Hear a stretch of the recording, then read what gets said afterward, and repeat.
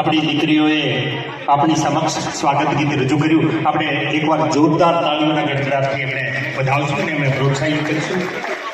આ દીકરીઓને 500 રૂપિયા અમૃતગીરી સરપંચ તરફથી પ્રોત્સાહન વડગામ, 1100 રૂપિયા જીતેન્દ્રગીરી પ્રમુખશ્રી, 1000 રૂપિયા અશોકગીરી. આ દીકરીઓને પ્રોત્સાહન રૂપે આ રોકડ રકમ છે એ એમને ભેટ આપવામાં આવે છે. અને મંચ ઉપર વધારવા વિનંતી. નવીનપુરી ઉપપ્રમુખ મહેસાણા એમને મંચ ઉપર વધારવા વિનંતી.